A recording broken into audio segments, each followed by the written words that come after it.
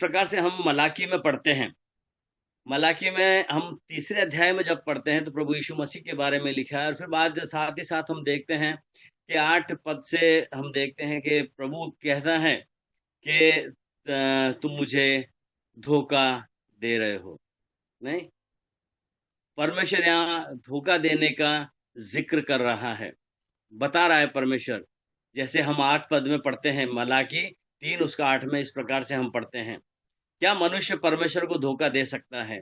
देखो, तुम मुझको धोखा देते हो और तो भी पूछते हो कि हमने किस बात में तुझे लूटा है, 10वां अंश और उठाने के बेटों में। 9, तुम पर भारी शाप पड़ा है क्योंकि तुम मुझे लूटते हो, वरन सारी जाति ऐसा करती है। मलाकी 3 उसका 10 हम पढ़ते हैं, सारे दसमांश भंडार में ले आओ कि मेरे भवन में भोजन वस्तु रहे। और सेनाओं का यहोवा यह कहता है कि ऐसा करके मुझे परखो कि मैं आकाश के झरोखे तुम्हारे लिए खोल कर तुम्हारे ऊपर अपरंपार आशीष की वर्षा करता हूं कि नहीं। 11, मैं तुम्हारे लिए नाश करने वाले को ऐसा ऐसा घुड़कूंगा कि वह तुम्हारी भूमि की उपज नाश न करेगा, और तुम्हारी दाख लताओं के फल कच्चे न गिरेंगे। सेनाओं के यहोवा का यही वचन है। जिस प्रकार हम यहाँ दसमांश के बारे में पढ़ते हैं मेरे प्रियो, यहाँ हमने देखा कि प्रभु स्पष्ट रीति से और एकदम साफ तरीके से यहाँ कहता है कि तुम मुझे दसमांश में लूटते हो। इसके बाद में फिर हमने मलाकी के बाद में कहीं दसमांश के बारे में हमने देखते नहीं हैं, नहीं कि और फिर हम एक नया वाचा में दसमांश के लिए कोई आज्ञा को स्पष्ट रीति से इस प्रकार से हम हमारे देखने में नहीं आती। फिर हम देखते हैं यीशु ने अपने शिष्यों को दशमांश के बारे में नहीं सिखाया, बल्कि उनको देने के बारे में सिखाया। और फिर आज परमेश्वर की मांग क्या है? आज परमेश्वर क्या मांग करता है? और आज हमें सबसे पहले क्या देना चाहिए उसे? परमेश्वर की मांग क्या है और हम उसे देना क्या चाहिए? आज हमसे भी परमेश्वर की ये अपेक्षा है कि हम उसे कुछ दें, हम उसे कुछ चढ़ाएं, हम उसको कुछ भेंट करें। पुराने नियम में हम देखते हैं दसमांश और बहुत से हम देते, देना देना देना नहीं। लेकिन यहाँ नया नियम हमें क्या बताता है?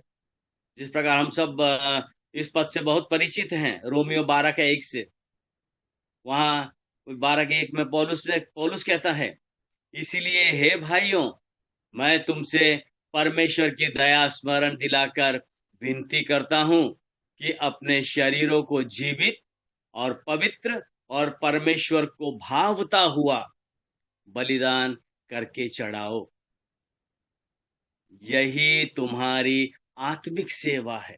आत्मिक सेवा यही है। परमेश्वर की दया का स्मरण दिलाकर पौलुस इस बात को कहता है, नहीं कि 10वां अंश नहीं, अपने आप को ही जीवित और पवित्र और ग्रहण योग्य बलिदान करके परमेश्वर को अर्पित कर दो। आज परमेश्वर की ये मांग है, आज प्रभु यीशु मसीह की ये मांग है। पुरानी वाचा में जिस तरह हम 10वां अंश देने पर देखते हैं कि जोर दिया गया है, वैसे ही नई वाचा में हमारे शरीर को देने पर जोर दिया गया है, अपने आप को दे देने के लिए जोर दिया गया है। फसह में मेमने और विश्राम दिन की तरह हम देखते हैं दसमांश का उद्देश्य भी सिर्फ एक चिन्ह, सिंबल के समान था। हम देखते हैं फसह का मेमना मसीह के एक चिन्ह को, एक सिंबल को दर्शाता है। उसी प्रकार हम देखते हैं आज विश्राम दिन वह भीतरी शांति को दर्शाता है। नहीं, आज जब हम अपने आप को समर्पित कर देते हैं। आज हम अपने आप को समर्पण कर देते हैं तो हम देखते हैं एक भीतरी शांति जो मसीह हमें देता है, अंदरूनी शांति जो मसीह हमें देता है। पुरानी वाचा की ये सारी विधियां सिर्फ उन बातों की एक छाया मात्र, हम एक सिंबल, एक चिन्ह के समान को देखते हैं जो मसीह में पूरी होने वाली थी। नहीं, इसलिए इस समय में पौलुस लिखता है, आज के समय के लिए पौलुस कुलुसियों में हम देखते हैं 2 के 16 और 17 में, वहां इस प्रकार से लिखा है जो पूरी तरह से स्पष्ट इस बात को कर देता है। कुलुसियों 2 का 16, वहां इस प्रकार से लिखा है, इसलिए खाने पीने का पर्व या नए चांद या सब्तों के विषय में तुम्हारा कोई फैसला ना करे, क्योंकि ये सब आने वाली बातों की छाया है, पर मूल वस्तु मसीह की है। मूल वस्तु मसीह की है। 10वां अंश के बारे में जब परमेश्वर ने कहा, 10वां अंश का उद्देश्य था कि परमेश्वर की प्रजा अपनी मसीह में परमेश्वर को प्रथम स्थान दे, परमेश्वर को प्रथम और प्राथमिकता दे, वो महत्व दे परमेश्वर को जो महत्व के वो योग्य है। अगर हम एक साधारण तरीके से विचार करते हैं तो परमेश्वर को क्या जरूरी है, क्या जरूरत है, परमेश्वर को क्या चाहिए? परमेश्वर को कुछ नहीं चाहिए हमसे। लेकिन जब हम देखते हैं कि 10वां अंश की वो मांग करता है, तो क्यों मांग करता है? वो ये दर्शाता है, वो ये बताता है कि मेरे लिए ये चीजें 10वां अंश अलग करो, मेरे लिए ये चीजें तुम बाहर करो और मुझे अर्पण करो, मुझे समर्पित करो, मुझे दे दो। सब चीजें परमेश्वर की है, सब चीजें वो उगाता है, सब चीजें वो विश्वासी के जीवन में, और हम देखते हैं इजरायलियों के जीवन में दिया उसने। लेकिन उनमें से भी वो 10%, 10% की मांग करता है। क्यों? वो ये मन देखना चाहता है, वो समर्पण देखना चाहता है, वो समर्पित होना देखना चाहता है, वो विश्वास देखना चाहता है। पुराने वाचा में यह प्रमाणित करने के लिए दशमांश दिया जाता था कि परमेश्वर का उनके जीवन में क्या प्राथमिकता है, परमेश्वर उनके जीवन में कितना ऊंचा है। नई वाचा में आज हम अपनी देह जब परमेश्वर को देते हैं, यह प्रमाणित करता है कि उसका हमारे जीवन में प्रथम स्थान है, प्रथम स्थान है उसका हमारे जीवन में। हमारी देह को अर्पित करने का अर्थ, जैसे कि एक एग्जाम्पल, जैसे कि हम हमारी आंखें परमेश्वर को देना है कि हम फिर उन्हें अपने लिए इस्तेमाल ना करें। आंखें हमने समर्पित कर दी कि हम परमेश्वर को दे देते हैं। क्या ये इतना आसान है? हम और कुछ नहीं देख रहे हैं, समर्पित कर दी परमेश्वर को आंखें। यह आसान है? जब बल्कि ये आसान है कि हम अपनी आमदनी में से परमेश्वर को 10% दे दें। ये आसान है। हम इस्तेमाल ना करें अपनी आंखें, ये हो सकता है? नहीं हो सकता है। लेकिन ये हो सकता है कि हम 10% दे दें परमेश्वर, दशमांश दे दें।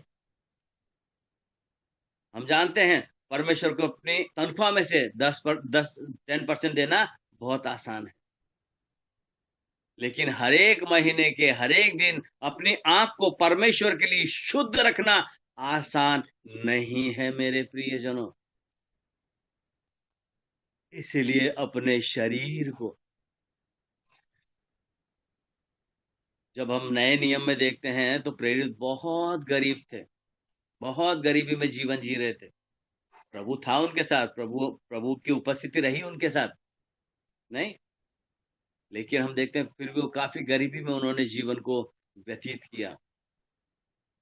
जैसा कि हम पहला कुरिन्थियों में देखते हैं 4 का 9 से 12 में, ये हमें स्पष्ट करता है। क्या कहता है पहला कुरिन्थियों 4 उसका 9 में, 9 से 12 तक। आ, मेरी समझ में परमेश्वर ने हम प्रेरितों को सब के बाद उन लोगों की नाई ठहराया है जिनकी मृत्यु की आज्ञा हो चुकी हो, क्योंकि हम जगत और स्वर्गदूतों और मनुष्यों के लिए तमाशा ठहरे। एक जो इसमें लाइन लिखा है, एक जो यहाँ शब्द दिया गया है, जिसकी मृत्यु की आज्ञा हो चुकी है, मर गए हैं वो। मेरे प्रियजनों, ये समर्पित मन, मेरे समझ में परमेश्वर ने हम प्रेरितों को सबके बाद उन लोगों की नाई ठहराया है, उन लोगों की नाई ठहराया है जिनकी मृत्यु की आज्ञा हो चुकी है, सजाए मौत हो चुकी है, वो आज्ञा दे दिया है, वो सजा सुना दी गई है। आज आप और मैं, मेरे प्रियजन, सुना दी गई है ये आज्ञा। आज भले ही हम कोई औहदा या कोई पद या कुछ संसार में रुतबा या इज्जत नहीं रखते, लेकिन मेरे प्रियजनों, उसके नजर में बहुत बड़ा रुतबा है आपका और मेरा। उसके लहू से खरीदे हुए लोग हैं। 10 पद हम देखते हैं, देखिए, हम मसीह के लिए मूर्ख हैं, परंतु तुम मसीह में बुद्धिमान हो। हम निर्बल हैं, तुम बलवान हो। तुम आदर पाते हो, परंतु हम निरादर पाते हैं। 11 पद, हम इस घड़ी तक भूखे प्यासे और नंगे हैं, और घूसे खाते हैं, और मारे मारे फिरते हैं, हाथों के काम करके परिश्रम करते हैं, और अपने ही हाथों के काम करके परिश्रम करते हैं। 12 पद पढ़ते हैं, लोग बुरा कहते हैं, हम आशीष देते हैं। वे सताते हैं, कितना अच्छा शब्द है, देखिए वहां, हम सहते हैं, हम सहते हैं। एक मरे हुए व्यक्ति को ये असर नहीं होता, एक मरे हुए व्यक्ति को ये एहसास नहीं होता। जब हम संसार के लिए मर चुके हैं और मसीह के लिए जीवित हैं, मेरे प्रियो, मसीह के लिए जीवित हैं। लेकिन यह देखें कि एक, आज जब हम और डेनोमिनेशन की तरफ अगर दृष्टि को अपनी ले जाते हैं, तो हम देखते हैं कि पास्टर और रेवरेंड कैसे धनवान बन जाते हैं। क्यों? क्योंकि वो इस बात को नहीं बता के वो 10 अंश के ऊपर ज्यादा प्रेशर डालते हैं। अगर 10 व्यक्ति उनको 10% दे रहे, तो 100% आ गया उसके पास, एक मनुष्य की सैलरी आ गई उसके पास। और अगर 100 लोग दे रहे हैं 10%, तो सबसे पहले वही अमीर हो जाता है। वो बेचारे उधर के उधर ही रहते हैं, बाकी बिलीवर। और फिर अपनी आशीष के बारे में वो बताता है, व्यवस्था विवरण की बातें, 28, 5, 8 और 11, नहीं, उसने उसको आशीषित हो गया। आज मसीही जगत में, पूरे विश्व में हम देखते हैं यही धोखाधड़ी चल रही है, मेरे प्रियजन। क्यों? क्योंकि खुद को समर्पण नहीं सिखाते हैं दूसरे डिनोमिनेशन। लेकिन आज मैं एक गर्व करता हूं, सही बताता हूं, मैं बहुत घमंड करता हूं कि मैं ब्रदरन हूं। बहुत गर्व महसूस होता है मेरे को कि मैं एक ब्रदरन हूं। आज बहुत से काम हो रहे हैं प्रभु यीशु मसीह के नाम से, वही व्यापार फिर से मंदिर में घुस चुका है मेरे प्रियजनों, जिस मंदिर से परमेश्वर ने निकाला था। क्या तुमने मेरा पिता का घर को व्यापार का घर बना दिया?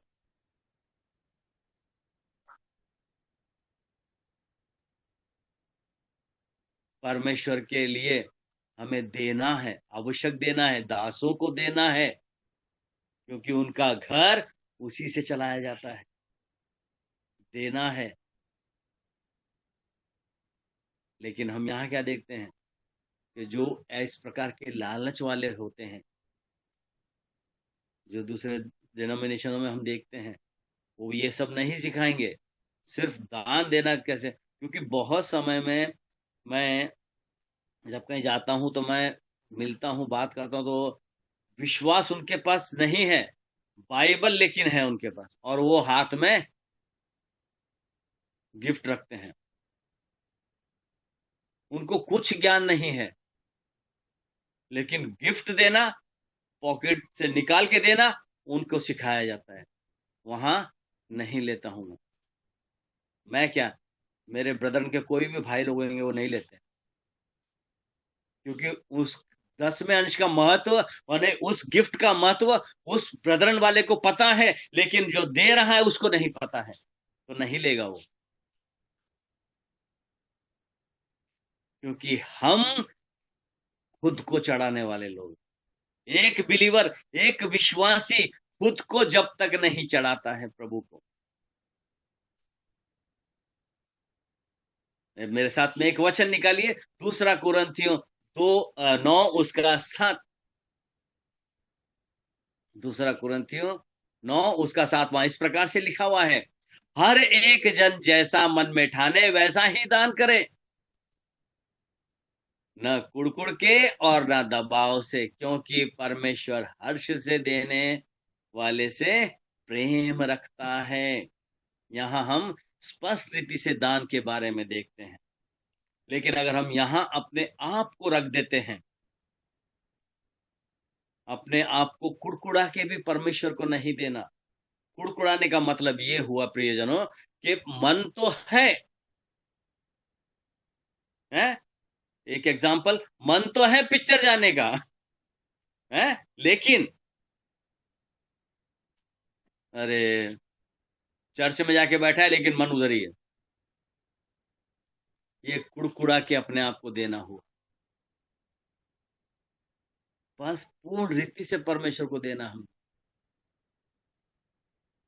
पहले अपना शरीर हम प्रभु को बलिदान करके चढ़ाएं, और फिर जो भी धन आप खुशी से या हम देते हैं, दे सकते हैं। लेकिन एक धार्मिक रीति रिवाज करके हम ना दें। बहुत समय में आज बिलीवर्स, कुछ बिलीवर्स गलती करते हैं। क्या गलती करते हैं? उनका बच्चा 4 साल, 5 साल या 6 साल, 7 साल का होता है, उसके हाथ में ऑफरिंग देते हैं कि थैली में डाले। उसको उसका महत्व नहीं मालूम, नहीं मालूम उसको। और ये हमारे लिए बहुत बड़ा गलत है, उस बच्चे के लिए भी धोखा है। ऐसे करके हम ना दे। अपने आप को मांगा है प्रभु ने, खुद को हमको मांगा है परमेश्वर। सोचिए, अगर प्रभु यीशु मसीह ने कहा होता या परमेश्वर ने कहा होता कि तुम अपने शरीर में से 10% मुझे दो, और फिर 90% तो हम पाप में ही जीते मेरे प्रियजन। 100% आपको और मुझे उसने मांगा है। 100% अपने आप को चढ़ाओ, यही आत्मिक सेवा है। 100% प्रभु यीशु मसीह ने अपने आप को पूर्ण और पूरा पूरा दिया है। 100%, कुछ परसेंट उसमें कम नहीं है।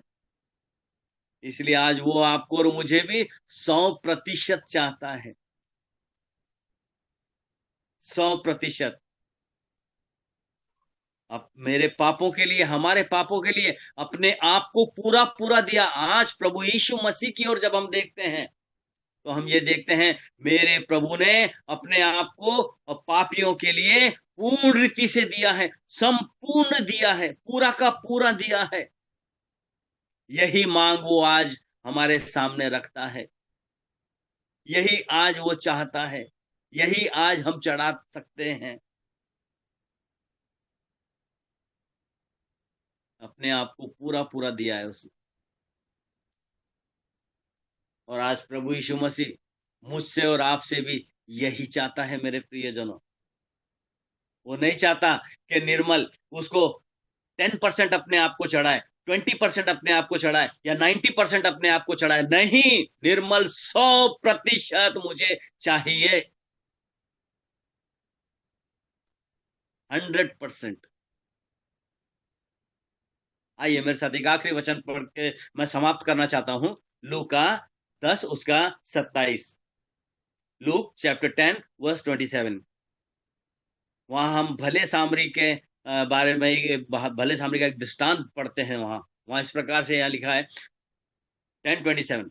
लूक, उसने उत्तर दिया कि तू प्रभु अपने परमेश्वर से अपने सारे मन और सारे प्राण और अपनी सारी शक्ति और अपनी सारी बुद्धि के साथ प्रेम रख।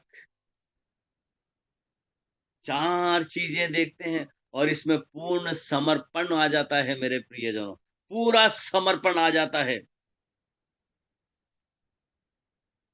अपने सारे मन, तेरा मन मेरी तरफ रहे।